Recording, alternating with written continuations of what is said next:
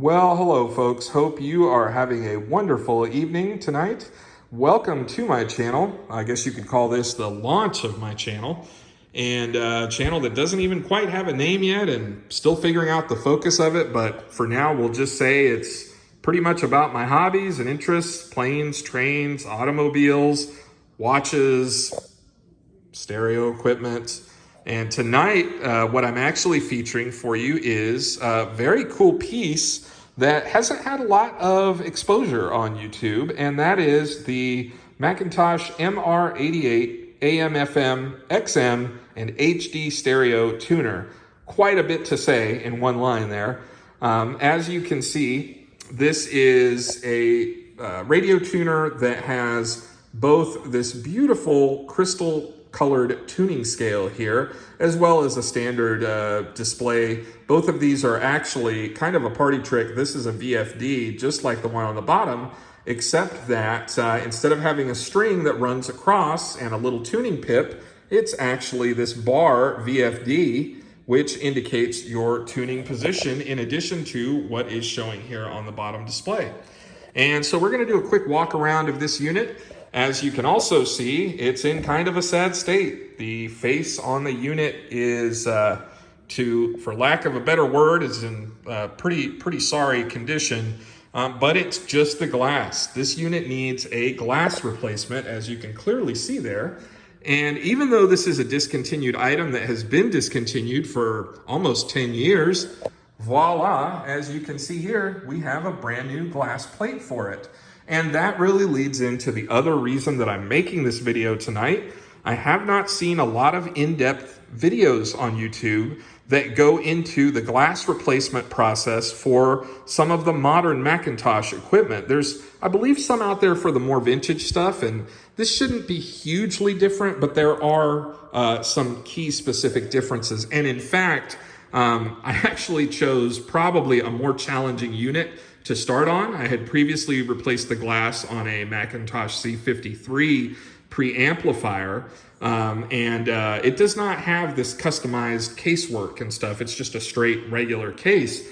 So this should be interesting to see if I can get through this one, and of course I will document it for y'all so that it helps you if you are either replacing glass on an MR88 or pretty much any modern McIntosh product. A lot of the basics should still be the same as to how these things come apart and go back together. For now, let me go around this very cool piece. So this is MR88. These were manufactured from about 2010 to about 2016. And some of the cool aspects on the back here, you can output to your amplifier or preamp from this tuner via XLR straight to your preamp or amplifier. You can go digital because this is actually an all digital unit. There's no analog tuning going on in here. It is a DSP based digital tuner with very, very high sensitivity, really high-end tuning technology in there.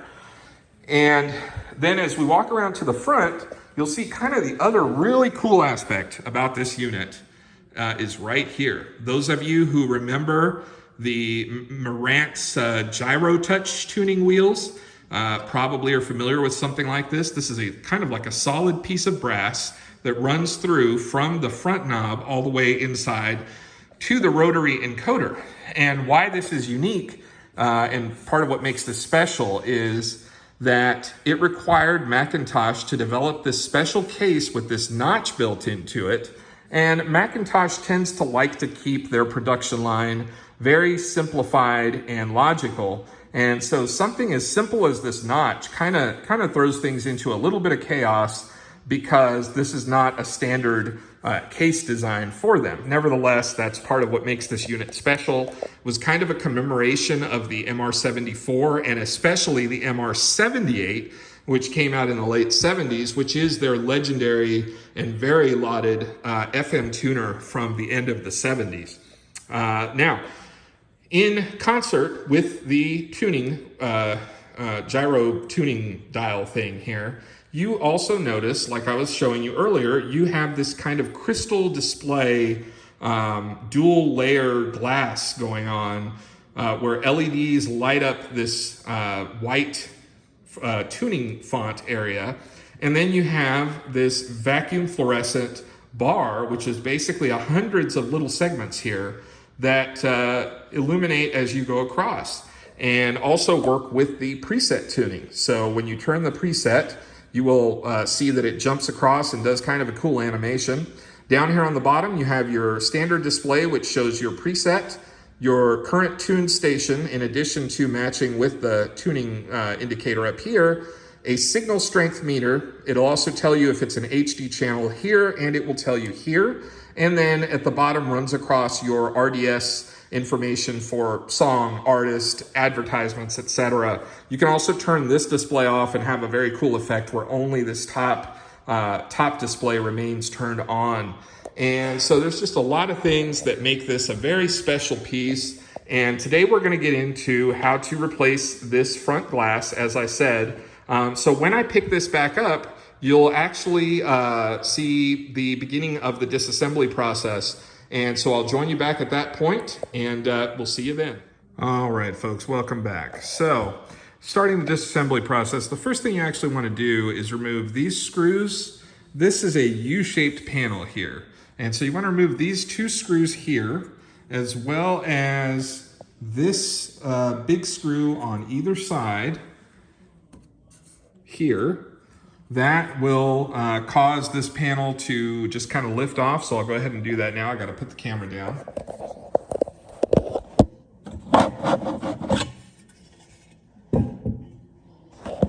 And you see that that gives you access here behind to where the tuning wheel is and everything. You've also got two screws on top that need to come off. So these two here on either side, don't remove those yet. At this point, you can flip the unit over. So I'll go ahead and do that now. Make sure also that you remove the knobs before you get started. That'll make things a lot easier as you pull this forward. Fortunately on this unit, there's only two. So go ahead and now we're gonna go ahead and flip it over. All right, folks, so now I have the unit flipped over. I have removed the cover, the bottom cover with all the perimeter Phillips screws that go around the outside. The other reason that's important is it gives you access to remove these flat flex cables right now. This one here for the MR88 and this one here. Note that, you know, depending on what you're working on, be it an amp, a preamp, there's going to be different cables that go to the front. On this amp, on this tuner, I believe these two are the only ones that you need to remove and loosen. I don't think you have to remove any of these. We'll find out as we continue going forward. And the removal of the bottom cover also, some of those screws go through this panel, so that's necessary to be able to remove this front panel. As you can see, it's much looser now. Along with the removal of the knobs that we talked about before. So now I will flip it back over. Okay, next, these two screws here should be removed. This one and this one, which are the final two screws securing the display panel to the unit itself. All right, now as you can see, we've got the whole front panel with the front glass removed from the chassis. It looks like there were actually two more flat flexes here that we need to remove. Again, doing this one-handed.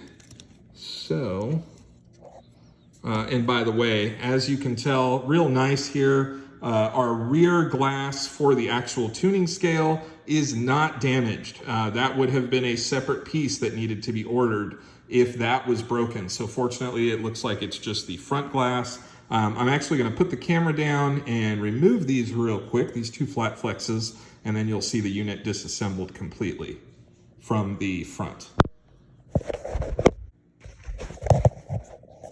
All right, and there you have it. Now we're down to the component portion of just the glass and the frame. So next we'll start on the disassembly of that.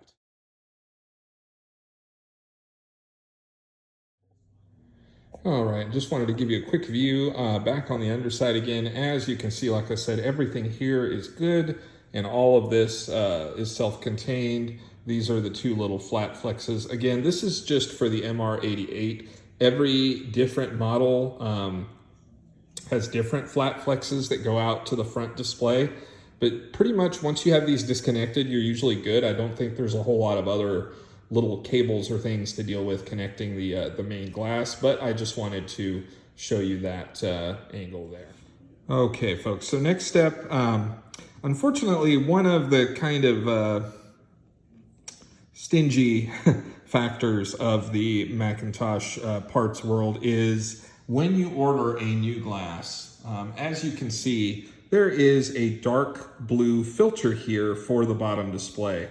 McIntosh does not include these when you order the glass. Now, you can either order these separately, or in most cases, you should, if you are careful, be able to lift the existing filter off of the glass and even reuse the adhesive that is on the existing filter. I know some people are probably going to complain about that and say, no, you should start over. I've never had a problem with it with stuff that has lasted me many more years. So you can either order a new piece, I believe they'll sell you these individually, or you can carefully lift this off of your existing glass. Now, obviously you're working with broken glass here. So be careful, because if you lift off little shards of glass, you're also going to potentially cut yourself, in addition to making it more difficult to remove this piece. So I'll rejoin you once I've got this removed. Well, it seems no project can ever fully go through all the way without one thing just kind of putting a damper on the whole project. And as you can see here, what has happened is the paint from the back of the glass has actually lifted off with the adhesive on the filter that I was just talking about. Unfortunately, this does happen, but a lot of times it's just a very small amount of the paint that will lift off, and so you can reuse a lot of the tape. Now, in this case, there's really not enough tape to salvage here. So I'm either going to have to find some very slim double-sided tape to match what the factory uses and cut it to fit, or I may have to, in fact, order one of these lenses, because without it, your bottom display is just way too blazingly bright and does not have enough contrast. So that should not impact continuing with the rest of the disassembly and replacement of the glass. I may just not be able to get this fully back together until I have a new one of these, or until I have figured out a solution for this one. All right, next thing to remove is the little button panels. As you can see, I've already taken this one off. And these, again, I can't really do this one-handed, but these basically have 2 feet that come through the back. So you kind of pry the feet apart as you start to pull up.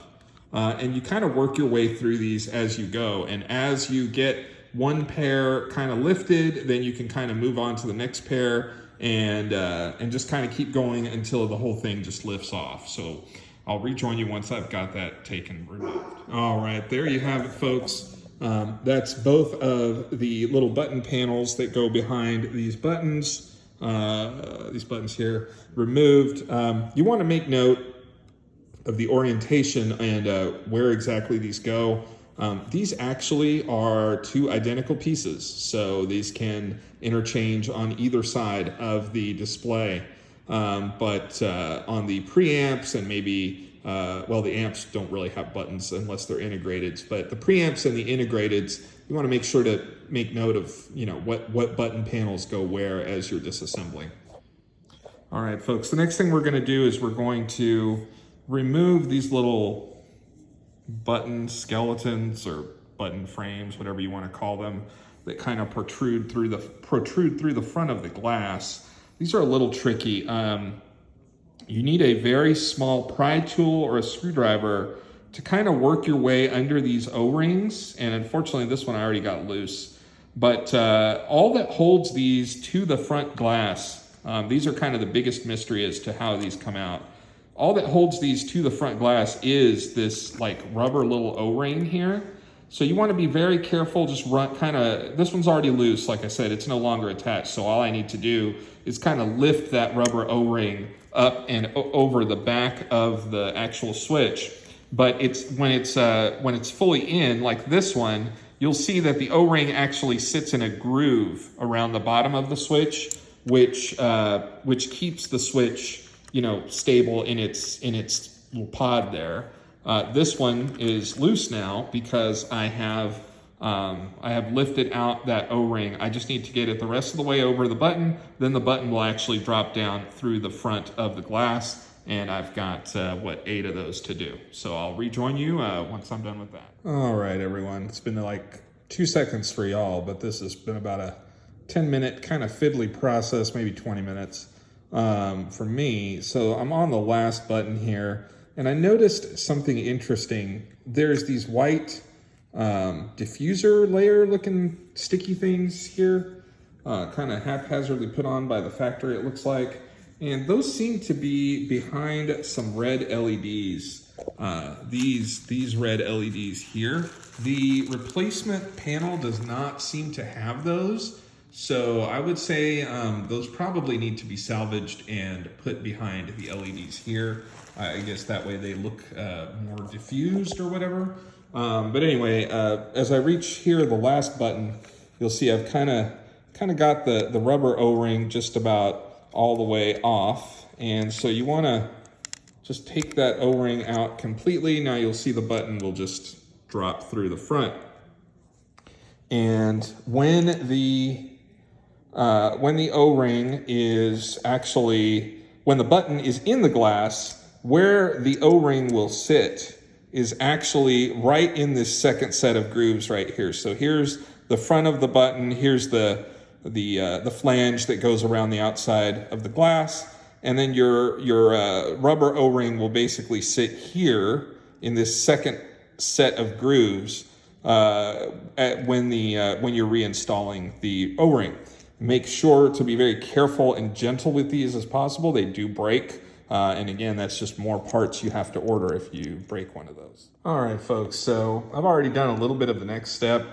The next step is you need to remove these metal end panels, but these little screws are notoriously difficult to remove with average hand strength and little screwdrivers like this, that you just can't get enough leverage on them. And even these here, they look like they were kind of seized in place a little bit. Even though there's no evidence of moisture anywhere in the unit, these just look kind of funky. So what I had to do was rig up a little power tool solution by putting a tiny flathead screwdriver blade inside of this simple power drill, and with that, hold it firmly, and then you can get enough leverage. And I believe that's actually all that's necessary. I don't think you need to completely disassemble this frame. I'm about to find out, but I think I have taken this too far apart before to where it's more fiddly to get it back together. And I think that new glass can kind of just slide into place. We'll find out in just a minute. All right, yeah, there is with the foam and everything, and the fact that the glass is so damaged, you're really going to have an easier time if you also remove this other end cap. But again, I think you do not need to loosen the top and bottom screws to these pieces, because you're just going to have kind of a jigsaw puzzle to get to fit all back together. So I'm going to try removing just this one next, and then that should get us the rest of the glass out of here. All right, folks, just a quick update here. I did, like I said, end up having to remove both of the end panels on this frame. I still haven't taken the top or bottom off. We'll see when I try to insert the new piece of glass if that presents a problem. I think it'll be okay. These pieces of foam may present an issue, but I think we'll be all right. I think you really need to remove those one of those top or bottom pieces, but from when I did the C53, I did kind of find it a little bit fiddly, so I'm going to see if I can do it without that. That is up to you. I did get all of the little pieces of all these little fiddly pieces of white material transferred over, as well as got the new display attached. I used a combination of its own adhesive, as well as some good quality Scotch tape type stuff that I had in a drawer around the perimeter. This white material is much more resilient than the black painted material that the old glass used to have behind it. The old glass used to have this, it's basically paint straight through to the front. They're using a new process now with this white backing, and they can even write on it and it doesn't show through to the front. So should this ever need to be corrected or updated with a better, adhesive or a new gel, it shouldn't cause any real problem. So I'm going to leave it like that for now. I've got it centered up perfectly. Make sure that you should go without saying, but all of these surfaces need to be really nice and clean, front and back. They do pick up fingerprints and dust real easy, so make sure you clean those off real well. And like I said, I don't know that these are needed, but I transferred them anyway. So when I pick back up, I should have it slid back into this frame, or if I have any trouble, I'll let you know if I had to remove this top piece.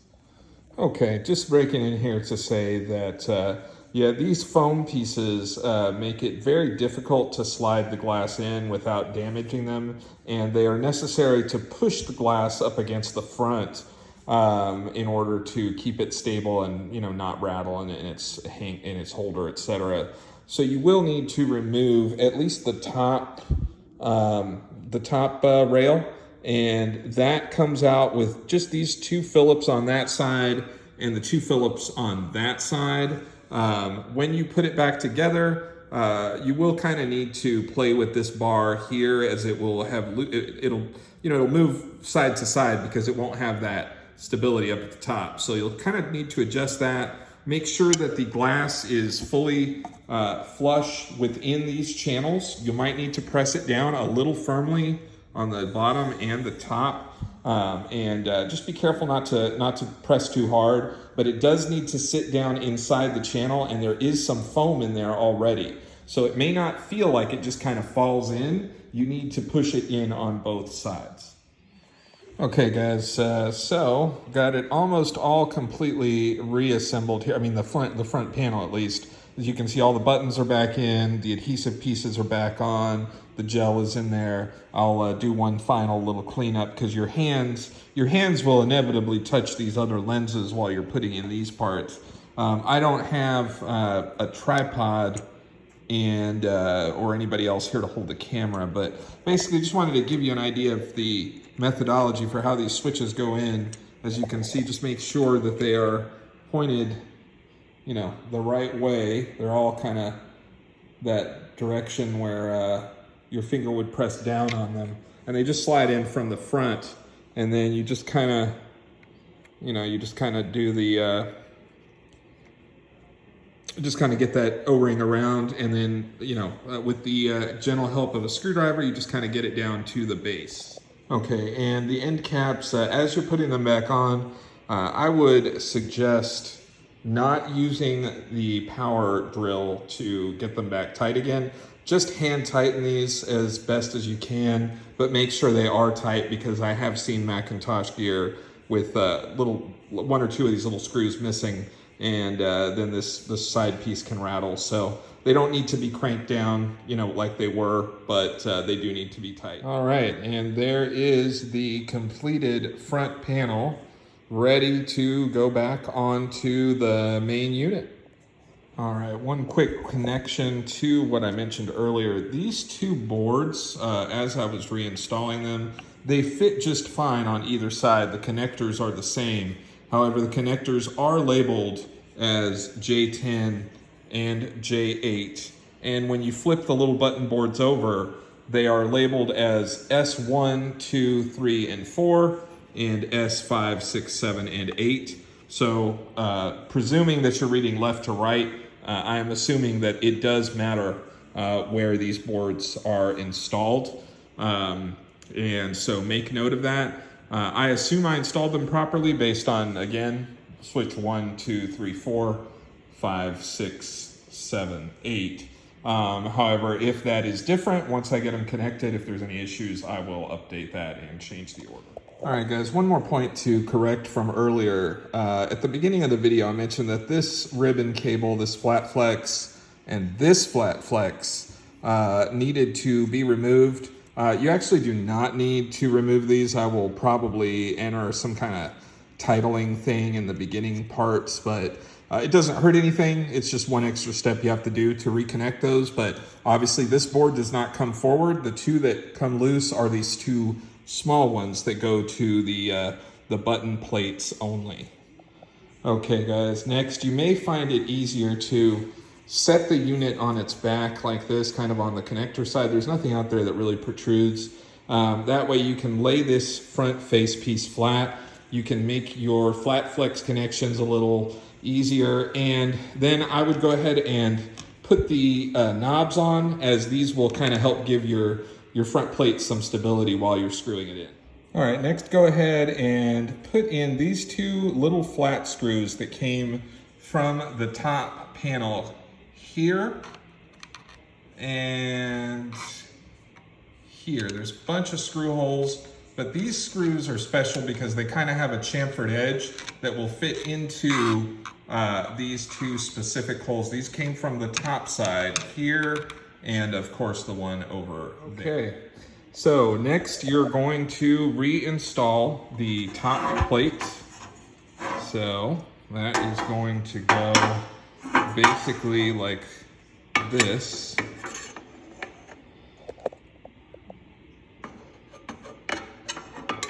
Again, really hard to do this one-handed, but you get the idea. That basically needs to sit here, and then you're going to do the 4 screws around the outside of that panel. All right, and there you can see the 2 top screws put in there. These screws are the same as the ones that secure the bottom plate, so don't get too up in arms about that if you feel like you have an extra 2 screws. These appear to be identical to the ones that go on the bottom plate. However, the ones that go in the side are these big jobbers, but there is only basically one place those can go, and those go on each ear of the top plate. Okay, final step, we're almost done here. We're just gonna put in the screws, the perimeter screws for the bottom plate.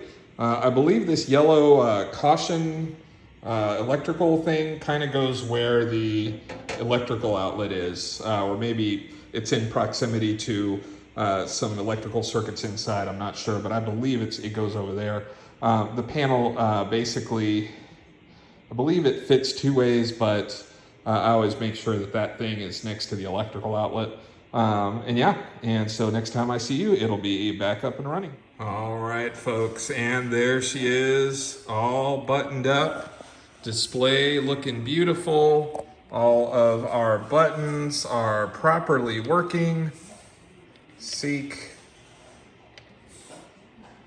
Our tuning knob is floating beautifully, as is our preset knob. Power button works, and obviously looking like $1,000,000 with that new glass going all around the side here. I do appreciate you watching this video. Feel free to comment. Remember, it's my first video.